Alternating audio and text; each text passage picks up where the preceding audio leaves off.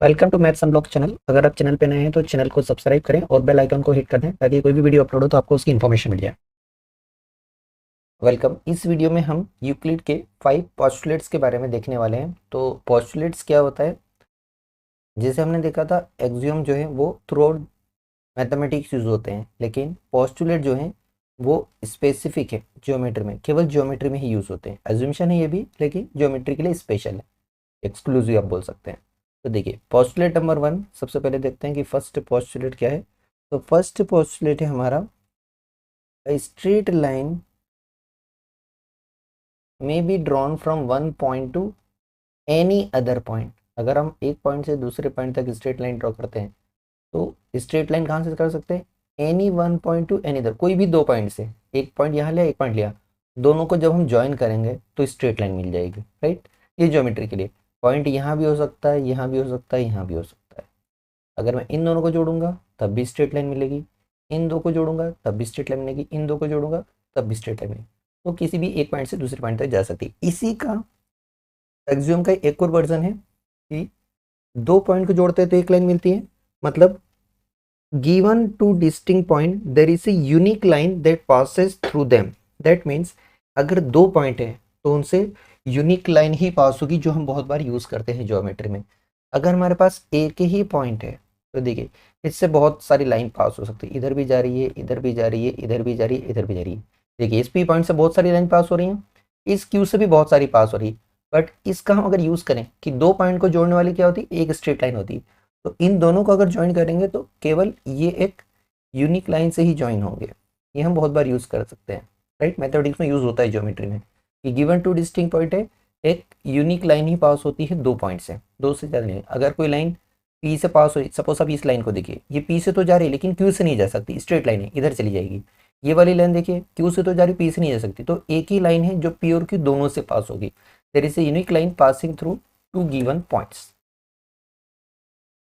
Second postulate है, a terminated line can be produce indefinitely. अगर कोई लाइन टर्मिनेट हो गई है तो उसको आप आगे बढ़ा सकते हैं। टर्मिनेटेड से हमने देखा था कि लाइन टर्मिनेट हो रही है, टर्मिनेट का मतलब एंड हो रही है, राइट। तो लाइन का जो एंड पॉइंट्स है, लाइन के जो एंड है वो तो पॉइंट्स होते हैं। कोई भी लाइन पॉइंट्स पे एंड होती है, दैट मीन्स ये पॉइंट ए पर एंड हो रही है और यहाँ बी पर एंड हो रही है। तो हम दोनों तरफ से बढ़ा सकते हैं, ए से भी चाहे तो आप आगे की तरफ बढ़ा सकते हैं और बी से भी आगे बढ़ा सकते हैं, राइट। ये हम ज्योमेट्री बहुत बार यूज करते हैं।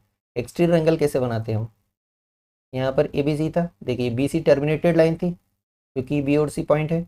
इसी को हम आगे बढ़ा के ले जाते हैं डी तक, तो ये हमने क्या करा, प्रोड्यूस करी, हमने डी तक बढ़ा, आगे बढ़ा सकते तो हमें यहाँ एक्सटीरियर एंगल मिलता है।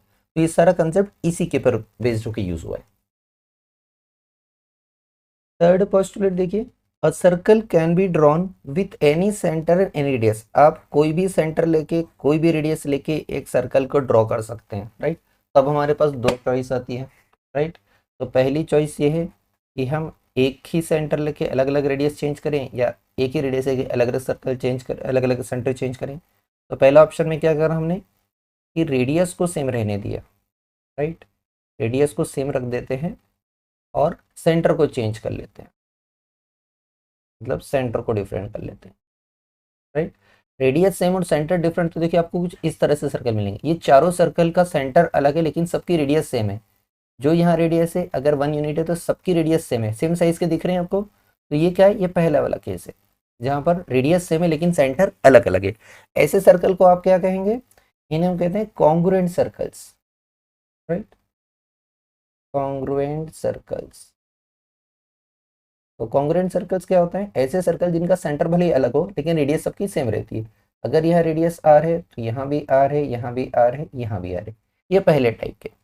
दूसरा सिनेरियो ये पॉसिबल है कि हम सेंटर को सेम रहने दें और रेडियस को अलग कर दें, हम सेम सेंटर रख लें, सेंटर सेम कर दें बट रेडियस डिफरेंट कर दें, रेडियस डिफरेंट कर दें। तो ऐसे भी हम सर्कल बना सकते हैं। तो ये देखिए सेकंड वाला केस, एक ही सेंटर है लेकिन हर सर्कल की रेडियस अलग है। ये सबसे छोटा है, इसकी रेडियस कम है। ये बाहर वाला है जो उसके बाहर वाला है, इसकी रेडियस उससे ज़्यादा है, और ये थर्ड वाले की उससे भी ज़्यादा है ना। तीनों की रेडियस अलग अलग, इसकी अगर R1 ले लेते हैं, इसकी R2 और इसकी R3, तीनों की रेडियस अलग है लेकिन सेंटर सेम है। तो ऐसे सर्कल को हम क्या कहते हैं, इनको कहते हैं कॉन्सेंट्रिक सर्कल्स। कॉन्सेंट्रिक सर्कल्स मतलब सेंटर सेम लेकिन रेडियस अलग अलग है। ये दोनों ही हम सर्कल चैप्टर जब पढ़ते हैं ना, ये दोनों ही कंसेप्ट यूज होते हैं जो कि यूक्लिड के इस पोस्टुलेट के सपोर्ट से बने हैं। फोर्थ पोस्टुलेट बहुत इजी है। All right angles are equal to one another. बहुत सारे राइट एंगल है, ये यहाँ पर राइट है, यहाँ पर राइट है, यहाँ पर राइट है। सारे राइट एंगल क्या होते हैं, एक दूसरे के इक्वल होता है। अगर आप ऊपर रखेंगे तो हो जाएगा। ये भी राइट एंगल है, अगर मैं इसका बड़ा वर्जन कर दूं तो ये भी राइट एंगल है। दोनों ही बराबर है क्योंकि सबकी मेजरमेंट 90 होती।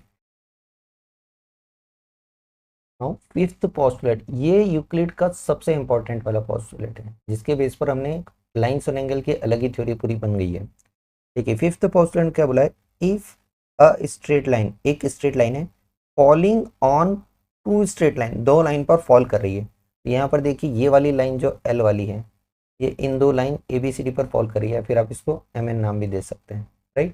तो ये वाली लाइन कौन सी, स्ट्रेट लाइन जो फॉल कर रही है, ये दो स्ट्रेट लाइन है।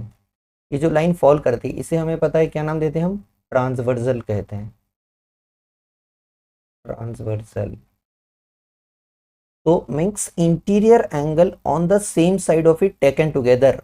अगर इसके हमने इंटीरियर एंगल ले लिए, कहाँ वाले, सेम साइड वाले, तो देखिए ये 1 और 2 सेम साइड के इंटीरियर एंगल है, दूसरे इधर बन रहे हैं दो, राइट। अगर आप 3 4 बोले तो 1 2 सेम साइड के इंटीरियर एंगल, अगर हमको इन दोनों को कंसिडर करते हैं साथ में टुगेदर, और इनका सम जो है वो लेस देन है 2 राइट एंगल के, दैट मीन्स एंगल 1 और एंगल 2 का जो सम है वो क्या है, दो राइट एंगल। दो राइट एंगल मतलब 90 90 का सम 180, ये क्या है 180 से लेस है, अगर कम है, then the two straight line, यही दो स्ट्रेट लाइन ये एम एन, इफ प्रोड्यूस, अगर हम आगे बढ़ाते हैं इनडिफाइनेटली जहां तक ले जाएं, meet on that side on which the sum of two angle is less than two right angle. तो जहां पर ये sum less than two right angle है ये वहीं प्रोड्यूस होगी। तो देखिए 1 2 का sum less than right two right angle है, तो ऑब्वियसली ये 3 और 4 का सम तो 180 से ज्यादा हो जाएगा, राइट। तो अगर हम इन दोनों लाइन को प्रोड्यूस करते हैं तो ये कहाँ मिलेगी, जिधर 1 2 है उधर, जिधर 180 से लेस है ना उधर मिलेगी, 3 4 की तरफ नहीं मिलेगी।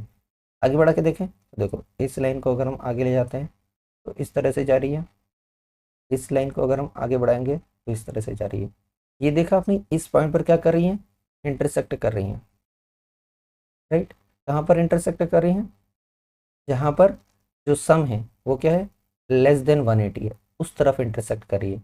अगर मैं दूसरे साइड इन दोनों लाइन को बढ़ाऊँ, दूसरे वाले साइड पर देखिए, अगर हम इधर बढ़ाते हैं, यहाँ से हम इसको आगे की तरफ ले जा रहे हैं और यहाँ से इसको आगे की तरफ ले जा रहे हैं, तो देखिए अब इस फिगर में इन दोनों के बीच की जो गैप है वो बढ़ रही है।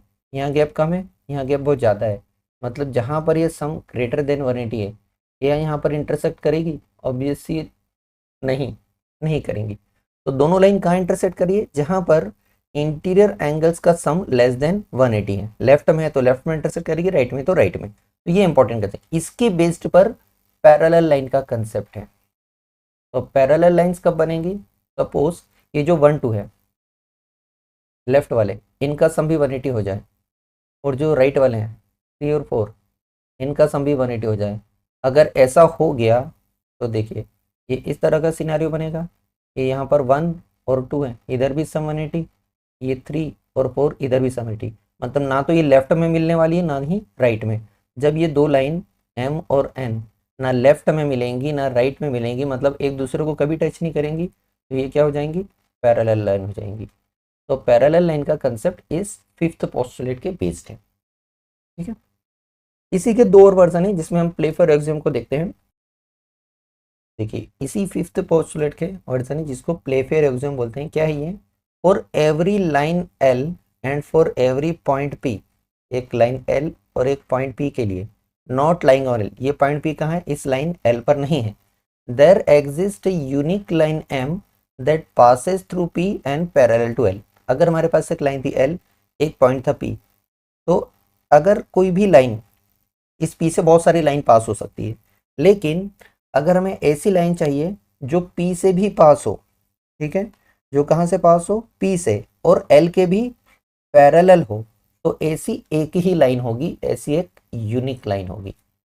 इसी को अदर वर्ड्स में कहें, two distinct intersecting lines can not be parallel to the same line. अगर दो अलग अलग इंटरसेक्टिंग लाइन है तो वो एक ही लाइन के पैरेलल नहीं हो सकती। यहाँ पर मैं इस लाइन को एन नाम दे दूँ तो देखिए यहाँ पर ये लाइन पी से पास हो रही है एम, और एन भी पी से पास हो रही है, मतलब ये एम एंड एन कैसी लाइन से, इंटरसेक्टिंग लाइन से, इंटरसेक्टिंग लाइंस। इनमें से कोई एक ही एल के पैरेलल हो सकती है। ये एम अगर पैरेलल है इस लाइन एल के तो ये ऑब्वियसली एन इस लाइन एल के पैरेलल नहीं हो सकती, राइट। एक ही पैरेलल हो सकती है। ये दोनों स्टेटमेंट, ये प्लेफेरोग्राम है, ये हम बहुत बार यूज भी करते हैं। इस पॉइंट से अगर लाइन पास हो रही है एल से तो ये पी से पास होगी, तो ऐसी एक ही लाइन होगी, यूनिक लाइन। ये हमने फिफ्थ पोस्टुलेट के बेस पर ही डिराइव किया है। इसका नाम प्लेफेरोग्राम है। Thank you for watching. अगर आपको वीडियो पसंद आया है तो प्लीज़ लाइक करें और कमेंट करें, और चैनल पर नए हैं तो सब्सक्राइब करें और अपने दोस्तों को सजेस्ट करें।